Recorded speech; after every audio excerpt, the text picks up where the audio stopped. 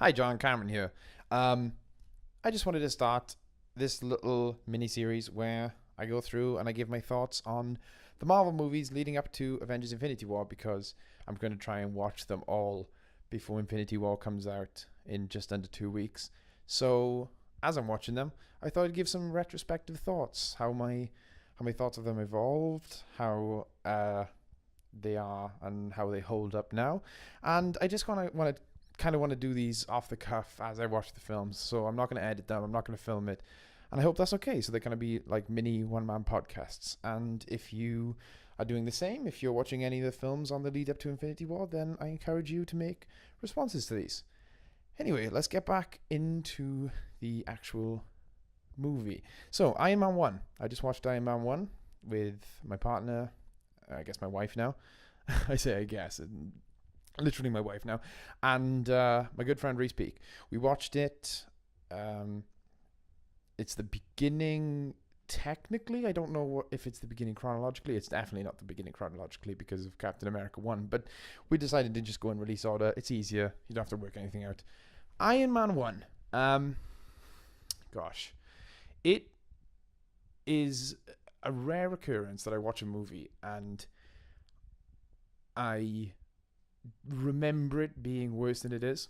You know, a lot of times you can color a movie with like nostalgia. Like you watch a movie and you go, "Wow, that was amazing," and you have like a really good experience watching it the first time. Um, and then maybe you grow up, and the things that are bad about it kind of fade away, and you only remember the good things. And then you watch it again. Maybe it's something you watched as a kid, and you watch it again as an adult, and you're kind of bummed out because you're like, "Oh man, I remember that being really good," you know. The only really experiences I have where movies are like better the second time are when the first time I watched them, I was in like a really bad place. Like maybe I was having a bad day or I was tired or something to that effect, you know? But with Iron Man 1, I've watched this movie multiple times over the course of my life. I mean, it's 10 years old now. I watched it in the cinema when it came out, and I remember really liking it. It kind of got me into Marvel. I was really only a DC person as a kid. I watched all the DC cartoons, and then Spider Man was the only Marvel character I really knew. So when I watched Iron Man 1 in the cinema, I was like, wow, dude, Marvel's got loads of more characters. I should find out about these guys. Um, but I don't remember it being like a really well made film. I mean, 10 years ago, I don't know if I even knew what a really well made film looked like to me. Um, but I was like, I remember enjoying it and thinking it was a cool superhero movie. And then I watched it a couple more times throughout the course of the 10 years, and my opinion kind of just stayed the same. It's a really good starting point for the Avengers.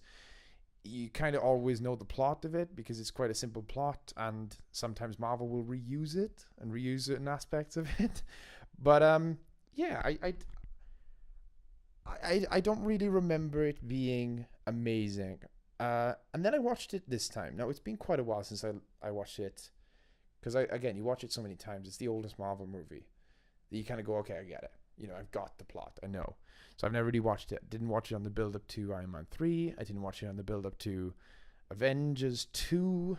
Um, this is the first time I've really watched it again for a long, long time. And oh my god, dude, this is a really, really well made film. I mean, obviously, it sets up the biggest cinematic universe that has ever existed and may ever exist if other companies don't get their stuff together. But this is just a really well made singular movie. Like, even if nothing else came out after this movie really holds its own. It is a little bit cliched, but it's cliched in, I think, all the good ways. You know, it's a perfect action movie. And the one thing I really want to focus on in this is something that I'm probably going to be bringing up a lot if I keep doing these videos.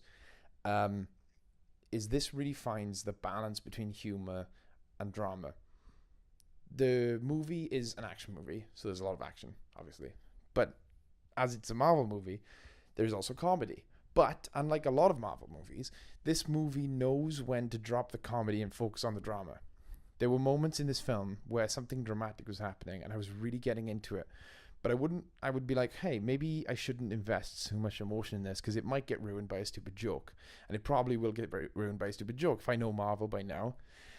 But they weren't. They would just let the moments play out. There's a scene really early in the movie, I'm sure everyone remembers it, where he gets attacked. He's in like a convoy and he gets attacked, and I kept expecting the joke.